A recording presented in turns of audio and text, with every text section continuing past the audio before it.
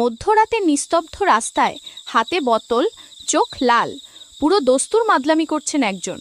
ঠিক তখনই ঝোপের আড়াল থেকে ধীরে ধীরে বেরিয়ে আসে এক বিশাল দেহী বাঘ। বাঘমশাই হয়তো ভাবছিলেন, বাহ, আজ রাতের খাবারটা তো বেশ মুখরোচক হবে। কিন্তু আমাদের মাতাল নায়ক তো আর সাধারণ মাতাল নন।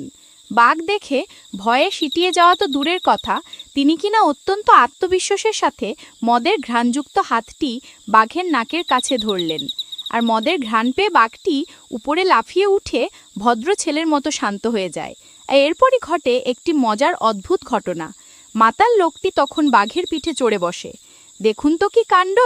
যেখানে দিনের বেলায় বাঘ দেখলে মানুষ বুক চাপড়ে দৌড়ায়, সেখানে এই রাতের বেলায় এক মাতাল বাঘের পিঠে সওয়ার হয়ে গেলেন। ভিডিওটি দ্রুত গতিতে সোশ্যাল মিডিয়ায় ছড়িয়ে পড়েছে। ফেসবুকে লাভলি সন্দীপা নামের একটি অ্যাকাউন্ট থেকে প্রকাশিত এই ভিডিওটি 30 লক্ষেরও বেশি